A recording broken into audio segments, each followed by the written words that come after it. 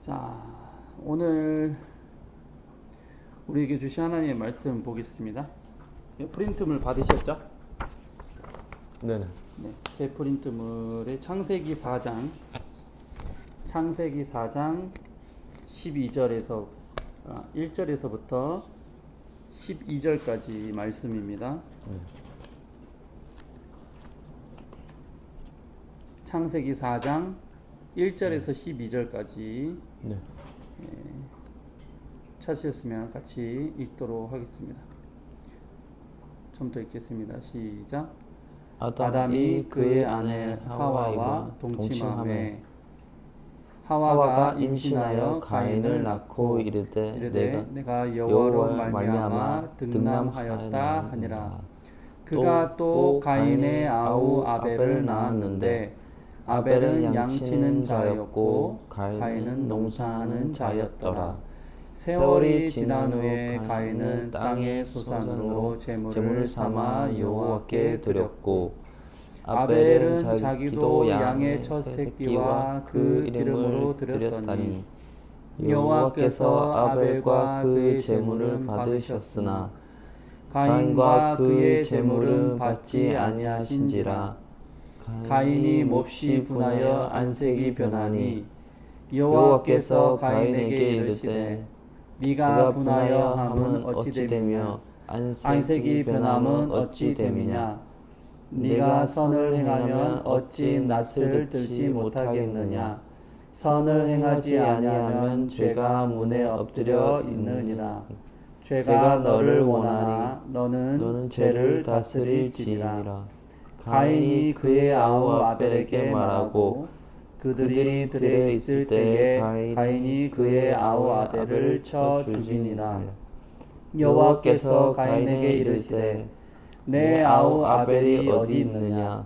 그가 이르되 내가 알지 못하나이다. 내가 내 아우를 지키는 자니까. 이르시되 네가 무엇을 하였느냐. 네 아우의 핏소리가 땅에서부터 내게 호소하느니라. 땅이 그 입을 벌려 내 손에서부터 내 아우의 피를 받았은즉 네가 땅에서 저주를 받으리라. 네가 밭을 갈아도 땅이 다시는 그 효력을 내게 주지 아니할 것이요 너는 땅에서 피하며 유리하는 자가 되리라. 아멘. 제가 기도하겠습니다. 하나님 아버지, 오늘 귀한 날 주셔서 이제 오늘 주일 예배로 이렇게 성도님들과 한자리에 모여서 이곳에서 예배를 드리게 하심을 감사합니다. 두세 사람 모인 곳에 나도 그들과 함께 있겠다고 약속하신 주님의 말씀을 따라 이 시간 주님이 계심을 우리가 믿고 나아가오니 우리의 마음을 받아주시고 예배를 받아 주시옵소서. 하나님 말씀을 받습니다. 주님의 말씀이 우리 마음 가운데 깊이 새겨질 수 있도록 도와주시고 하나님의 말씀이 깨달아질 수 있도록 성령 하나님께서 지혜를 주시옵소서. 예배를 방해하고 우리의 생각을 주님의 말씀에 귀 기울이지 못하게 하는 악한 영들을 오늘 시간 예수 그리스도 이름으로 선포하노니 떠나갈지어다. 물리쳐 주시고 아버지 하나님께서 우리의 마음 가운데 우리 예배 가운데 순서 가운데 동행하여 주시옵소서. 예수님의 이름으로 기도합니다. 아멘. 할렐루야. 한 주간 잘 사셨습니까? 네. 네. 자, 강의 두 번째 설교 내용을 좀 준비했는데 시간에 이어서 이제 인류는 아담과 하와가 사탄의 유혹을 받아서 선악을 알게 하는 그 열매를 따먹고 죄를 지음으로 인해서 에덴 동산에서 추방당하게 됩니다. 그 뒤에 인류에게는 이 원죄가 들어오고 살아가면서 수많은 죄악들을 지으면서 하나님 앞에서 저주와 사망을 받게 되고 죄에 대한 심판을 받게 되었습니다. 자, 에덴 동산 이후에 이제 떠나서 아담과 하와는 이제 서로 동침하여서 임신하여 가인과 아벨을 낳게 되죠. 자, 1절에서부터 2절까지인데 오범 현재님께서 읽어 주시겠습니다. 아담이 그의 아내 하와와 동침하매 하와가 임신하여 가인을 낳고 이르되 내가 여호와 말미암아 득남하였다 하니라. 그가 또 가인이 아우 아벨을 낳았는데 아벨은 양치는 자였고 가인은 농사하는 자였더라. 네, 그래서 첫째 형이 이름이 뭐예요? 아벨인가? 아벨은 둘째고 예, 가인, 가인. 가인이 나오죠. 그래서 가인이라는 이 형이 나옵니다. 그런데 이제 그들 가운데서 살인 사건이 일어나게 돼요. 살인 사건. 자, 살인 사건이 일어납니다. 그 발단이 어떻게 되는지 3절에서부터 7절까지 말씀인데 제가 5절까지 읽으면은 6절, 7절은 오범현재님 읽어주시는 거예요. 네. 세월이 지난 후에 가인은 땅의 소산으로 제물을 삼아 여호와께 드렸고 아벨은 자기도 양의 첫 새끼와 그 기름으로 드렸더니 여호와께서 아벨과 그의 제물은 받으셨으나 가인과 그의 제물은 받지 아니하신지라. 가인이 몹시 분하여 안색이 변하니 여호와께서 가인에게 이르되 내가 분하여 함은 어찌 됨이며 안색이 변함은 어찌 됨이냐. 내가 선을 행하면 어찌 낯을 들지 못하겠느냐. 선을 행하지 아니하면 죄가 문에 엎드려 있느니라. 죄가 너를 원하나 너는 죄를 다스릴지니라. 네, 따라해 보겠습니다. 죄가 너를 원하나 너는 죄를 다스릴지니라. 너는 죄를 다스릴지니라. 네, 죄를 다스릴지니라 이렇게 경고하신 거예요. 그러니까 무슨 말이냐면 아담과 하와가 쫓겨난 이후에 농사를 지었어요. 이제 왜냐하면 그들이 스스로 나는 열매들을 따먹을 수 없는 그런 에덴 동산에 충만하고 복이 충만하고 일하지 않아도 열매들을 먹을 수 있는 그런 복의 상태에서 죄악으로 인해서 쫓겨났고 그로 인해서 남자에게는 노동의 수고를 여자에게는 임신의 고통이 따른다 했잖아요.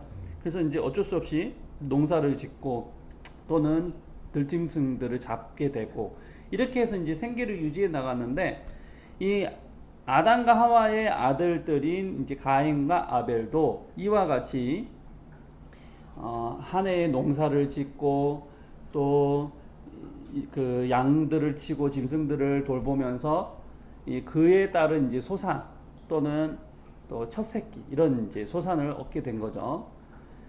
그래서 이것을 하나님께 인정하는 의미로 하나님께 당연히 드려야 되는 이 제사를 드린 겁니다. 아담과 하와가 이제 부모가 그렇게 가르쳤겠죠. 하나님을 잘 섬겨야 되고 하나님께 인정하는 의미로 이렇게 드려야 된다. 이렇게 현대에서는 11조를 드리고 감사헌금을 드리는 것 같아요.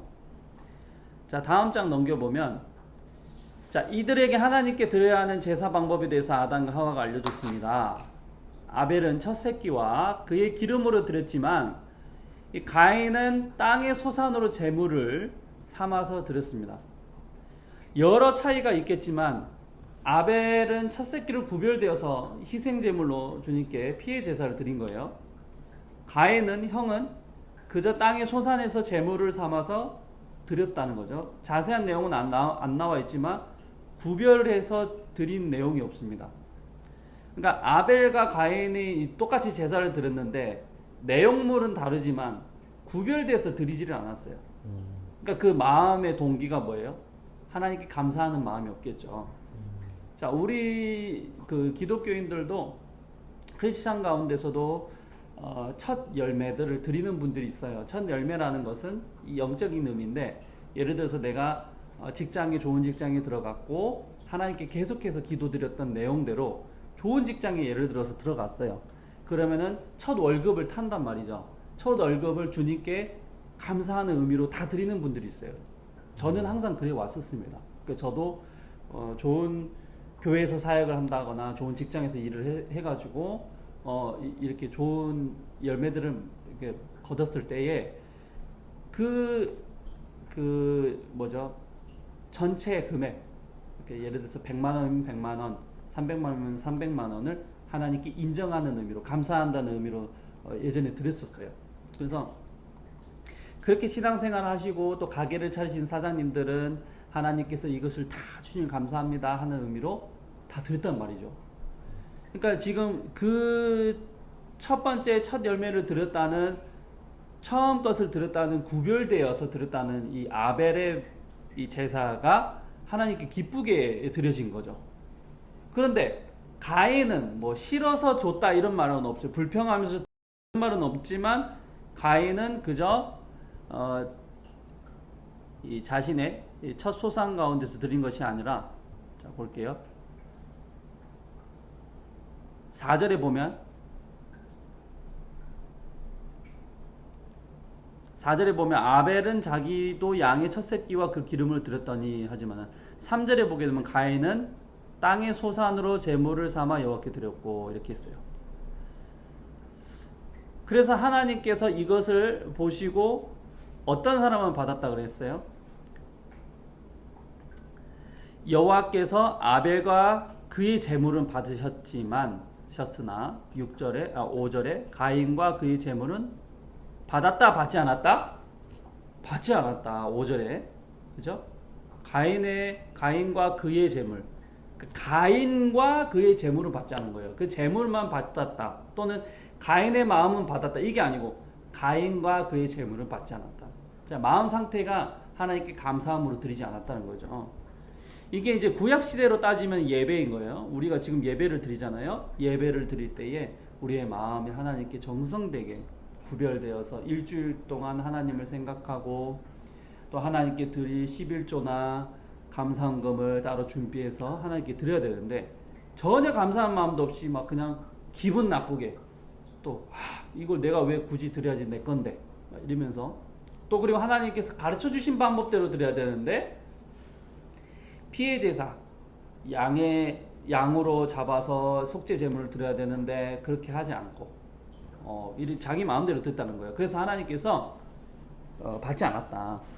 자, 받지 않았던 데에서 이 형 가인이 회개하고 죄송합니다. 제가 좀 실수가 있었습니다. 제 마음을 돌이키고 다시 주님께 다시 드리겠습니다. 이렇게 하면 되는데 막 분을 내는 거예요.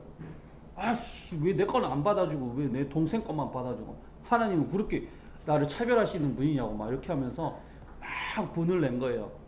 그랬더니 하나님께서 경고하시는 거죠. 지금 5절에 왜 몹시 분하여 하느냐, 그죠? 몹시 분하여 하느냐. 자, 6절에 제가 읽어드립니다.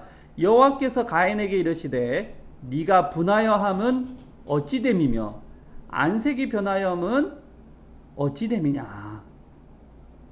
우리도 어떤 하나님의 일을 하거나 교회에서 일을 할 때 이렇게 될 수가 있어요. 기분 나쁘다고. 담임 목사님은 저 자매님만 좋아하고 나는 좋아하지도 않고 챙겨주지도 않고 막 이러면서 막 화를 낼 수도 있고, 때로는 하나님이 저 사람의 기도만 들어주고 내 기도는 안 들어주냐 그러면서 화를 낼 수도 있어요. 안색이 변화했다는 거죠. 그렇게 하면 안 된다는 거예요. 자, 7절에 그래서 하나님께서 뭐라고 경고를 하시느냐.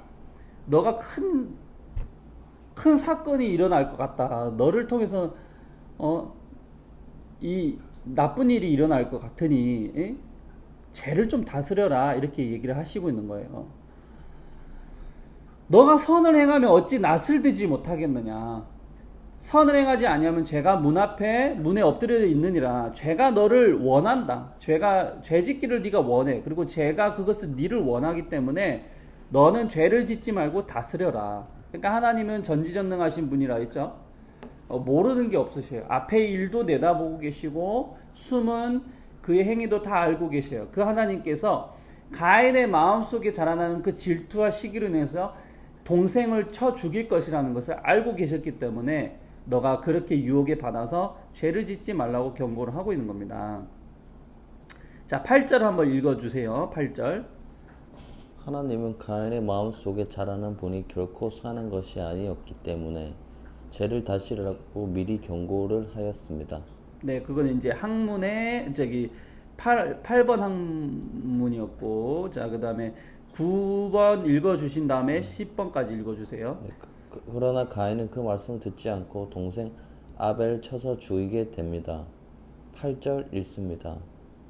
가인이, 가인이 그의 아우 아벨에게 말하고 그들이 들에 있을 때 가인이 그의 아우 아벨을 쳐 죽이니라. 자, 누가 누구를 죽인 거예요? 가인이 아우 아벨을 네, 가인이 자기의 동생 아벨을 쳐서 죽이게 된 겁니다. 하나님께서는 아우 아벨이 이 죽은 것을 이제 아셨어요. 왜 모르실 리가 없죠. 사람을 만드신 분이고 전지전능하신 모든 땅을 두루 감찰하시면서 다 알고 계시는데 쳐서 죽인 것도 알고 있어요. 그리고 땅에서 그의 피가 호소를 하는 그 소리가 들린 거죠. 그래서 이제 하나님 알고 계셨지만 이제 물어보는 거예요. 이제 제가 11번 읽어보겠습니다. 11번 항목. 하나님께서는 아벨이 죽은 것을 아셨지만 그 책임과 위치를 물어보시기 위해서 가인을 찾아 묻습니다. 9절 10절 여호와께서 가인에게 이르시되 네 아우 아벨이 어디 있느냐. 그가 이르되 내가 알지 못하나이다.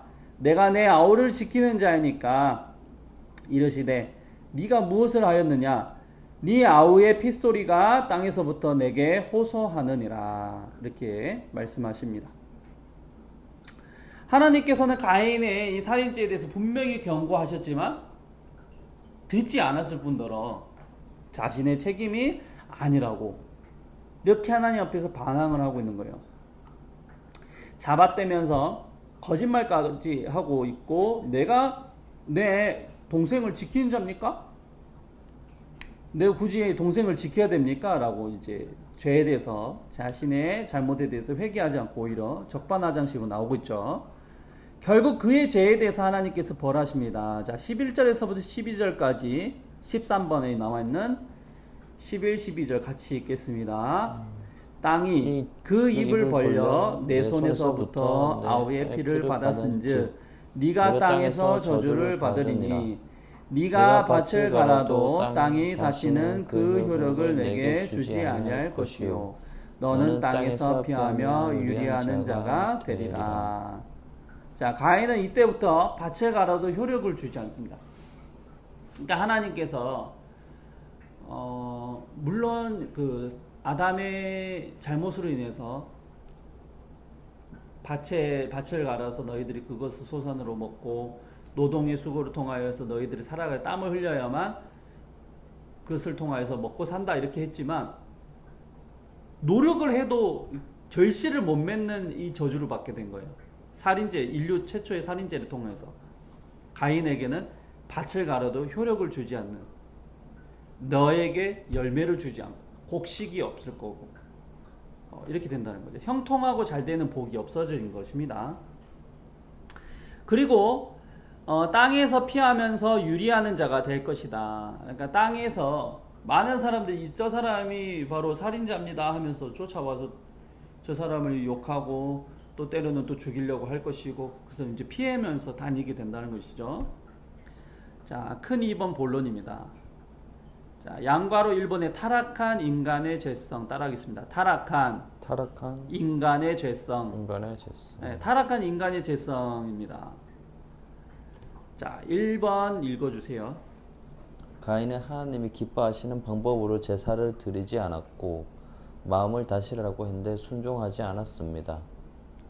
네, 자신의 동생을 질투하고 시기하여 죽여서 살인을 저질렀습니다. 3번 읽어주세요. 인류 최초 살인자 가인은 인류의 본성 자체가 얼마나 원죄로 가득한지 알게 해줍니다. 네, 이후에도 수많은 사람들이 살인을 저지르고 폭력과 잔인함으로 얼룩지게 되었음을 많은 사건을 통해 알 수 있게 합니다. 저와 여러분들은 죄를 이겨낼 힘이 있습니까? 네. 자, 로마서 3장 10절인데 기록된 바부터 느니라까지 같이 읽어볼게요. 기록된 바 의인은 없나니 하나도 없으며. 자, 로마서 3장 23절 모든 사람이 죄를 범하였음에 하나님의 영광에 이르지 못하더니. 1장 23절 썩어지지 아니하는 하나님의 영광을 썩어질 사람과 새와 짐승과 기어다니는 동물 모양의 우상으로 바꾸었느니라. 자, 사람들은 의인이 한 명도 없는 거예요. 그 다음에 모든 사람이 죄를 범하여서 하나님의 영광에 이를 수가 없습니다. 자, 그 다음에 하나님께서는 하나님의 영광으로 우리 형상을 지어서 자기의 모습대로 지어주셨지만 사람은 그것을 버리고 썩어지지 아니하는 하나님의 영광을 썩어질 사람과 짐승과 기어다니는 동물 모양으로 우상으로 바꿔서 생활하고 있는 거예요. 자, 인도나 일본이나 이런 데 가보면은 우상들이 많잖아요. 우상들이 많은데 하나님께서는 그것을 다스리라고 준, 예를 들어서 원숭이, 소, 그 다음에 뭐 있지? 동물들, 이런 것들을 형상을 바꿔서 썩어져 버린 그 동물들, 그것들을 하나님의 영광과 바꿔서 그것이 영광이 있다라고 하면서 섬기고 절하는 것이죠. 그러니까 하나님 보실 때는 너무너무 마음이 아픈 겁니다.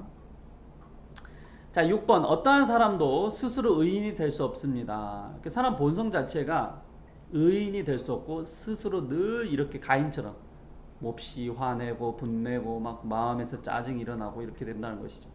자, 7번 읽어주세요. 모든 죄와 사망과 저주뿐인 인생이었지만 주님께서는 이러한 모든 문제를 해결하시기 위해 자신이 독생자 아들 예수님을 이 땅에 보내주시고 십자가에 대신 흘리신 보혈의 피로 인해 우리는 깨끗하게 되었습니다. 아멘. 하나님을 떠난 인간은 원래 모든 생각과 행동이 악하고 추할 뿐입니다. 자, 창세기 6장 5절에서 6절까지인데 같이 읽겠습니다. 여호와께서 사람의 죄악이 세상에 가득함과 그의 마음으로 생각하는 모든 계획이 항상 악할 뿐임을 보시고 땅 위에 사람 지으셨음을 한탄하사 마음에 근심하시고. 자, 하나님이 세상을 사랑해서 사람을 지으시고 이 땅을 모든 것들을 주셨지만 사람은 타락해서 뱀의 유혹에 끌리고 사단에게 의해서 선악을 알게 하는 나무의 열매를 먹고 하나님을 배반하고 순종하지 아니하고 또 뿐만 아니라 가인처럼 살인을 저지르고 끊임없이 하나님을 반대하고 떠나기를 반복하고 죄악을 지으면서 살아갑니다. 그러니까 마음으로 생각하는 것들이 모든 계획이 항상 악한 거예요. 또 우리도 뭐 그럴 때 있잖아요.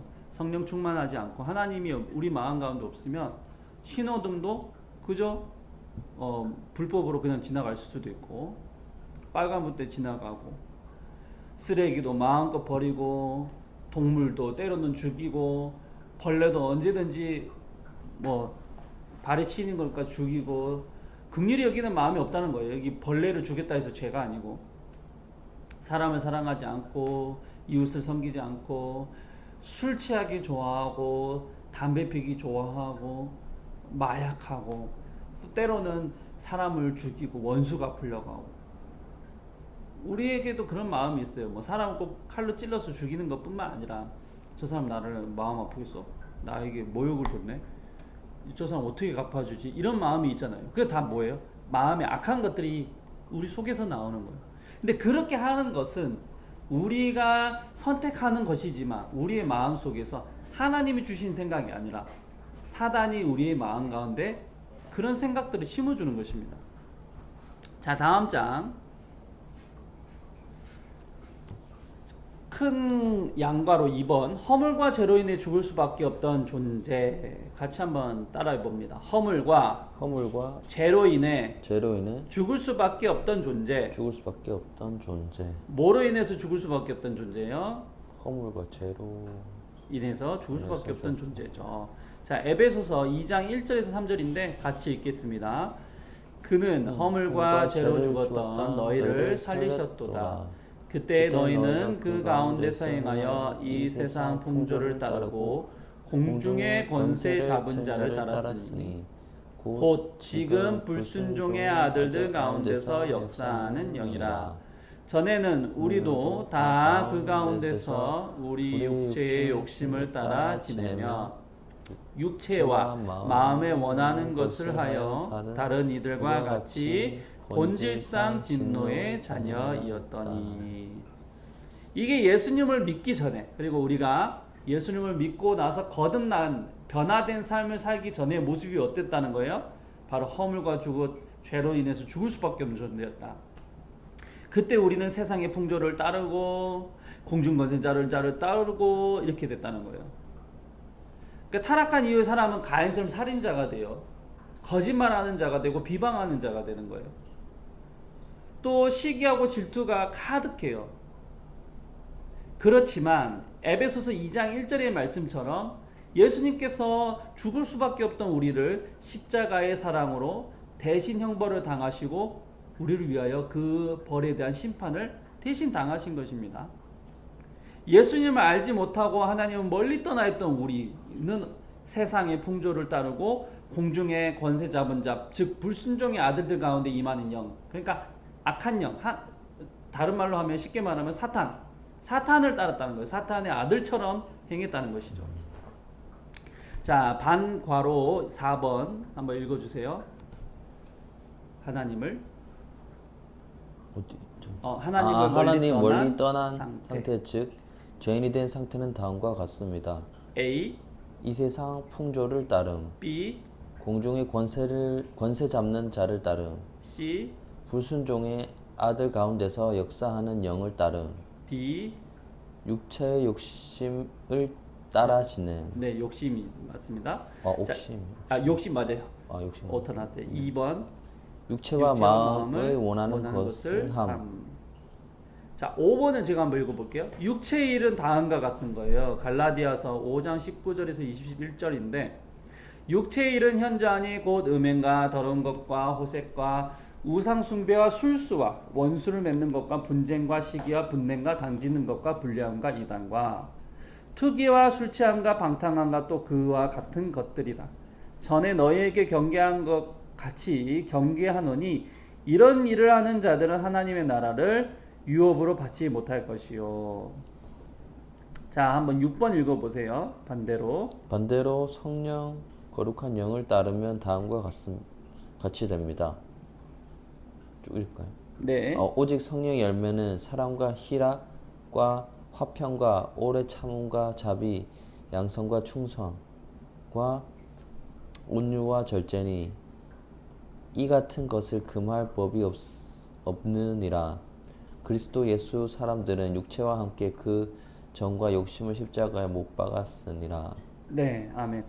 그러니까 반대로 악한 일을 따르는 육체의 일을 따르는 사람들, 그러니까 요거를 반대로 말하면 영으로는 악한 영인 거죠. 악한 영을 따르면 이런 일들이 일어나게 되고, 성령, 거룩한 영, 하나님을 따르게 되고 예수님 마음 품고 살아가면 22절부터 24절 같이 이렇게 살아가게 된다는 거예요.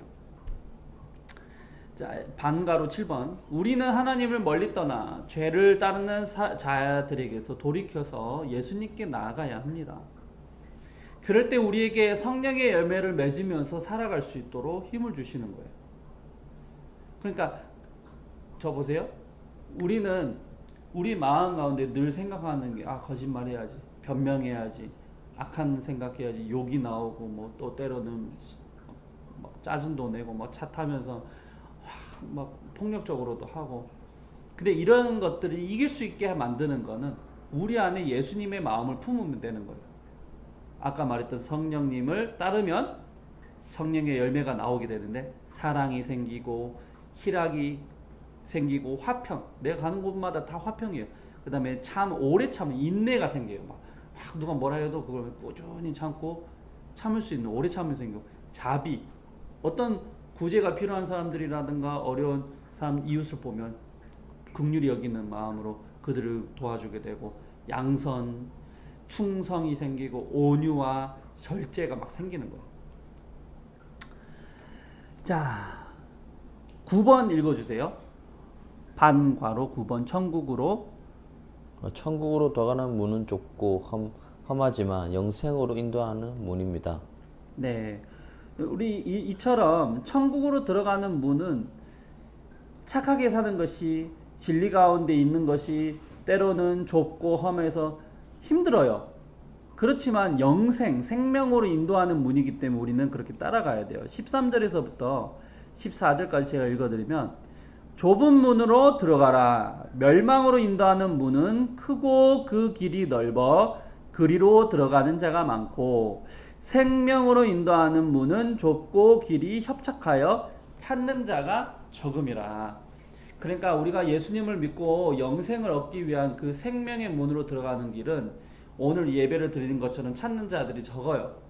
왜냐하면 진리이기 때문에 그것이 귀한 것이기 때문에. 그렇지만 생명이 없고 멸망으로 인도하는 문들은 쾌락이 많고 늘 넓고 좋아 보여요. 술 마시는 자리 사람들 많죠.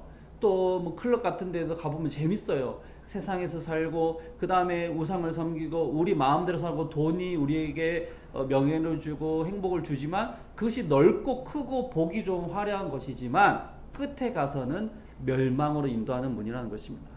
그렇기 때문에 생명 대신 예수님께 나아가기를 예수님 이름으로 축원합니다. 자, 결론 우리 같이 읽고 끝내겠습니다. 사람은 가인처럼 생각하는 마음에 하나님을 원망하고 멀리 떠나려고 하는 습성이 있습니다. 본성의 원죄로 인하여 이웃을 사랑하지 않고 미워하며 심지어 죽이기까지도 합니다. 이것은 하나님의 나라의 원형을 잃어버린 인간이 얼마나 비참한 삶을 살아가는지 보여줍니다. 그러나 이 땅에서의 시간으로 끝나는 것이 아니라 각 사람이 행한 대로 보응을 받아 죽음 이후에는 심판을 받게 됩니다. 허물로 인하여 죄로 죽을 수밖에 없는 우리는 이제 하나님께로 돌아가고 죄악을 회개하며 구원을 받아야 합니다. 아멘. 그런 생각들이 혹시 든다면 양심의 소리를 통하여서 성령님께서 우리에게 알려주시는 거예요. 그때 우리는 순종해야 돼요. 물론 죄를 안 지으면 너무 좋고 죄를 지을 때마다 육체의 생각 따르는 것보다 성령님께서 말씀하신 진리 가운데로 택하면서 그렇게 사시기를 축원합니다. 네, 같이 기도하겠습니다. 같이 기도할 때에 각자 같이 목소리로 이렇게 기도합니다. 기도할 때 하나님 오늘 말씀을 주셨는데 이처럼 인간이 얼마나 죄악이 많고 마음속에서 악한지 우리가 깨달았습니다. 그래서 창조의 모습을 다시 되돌아가야 되고 하나님을 모시고 살며 우리 마음 가운데 주님이 원하시는 뜻대로 살기는 원하오니 예수님께서 우리 마음을 다스려 주시고 성령님께서 우리가 선한 일을 할 수 있도록 그렇게 날마다 이끌어 주시옵소서. 능력으로 우리를 이끌어 주시옵소서라고 같이 각자의 목소리를 조용히 기도하겠습니다. 하나님 아버지 감사합니다. 오늘 시간에 오늘 말씀을 들었습니다. 하나님 말씀처럼 우리가 죄를 지을 수밖에 없고 죄 가운데 을 따라 살아가는데 하나님 이 가운데서 우리가 죄를 지으며 살아가는 것이 아니라 하나님께서 명령하신 그 이웃을 사랑하고 또 선한 것을 늘 하기를 힘쓰고 아버지 또 선한 열매들을 맺어가며 살기 원하오니 성령의 열매를 맺게 하시오.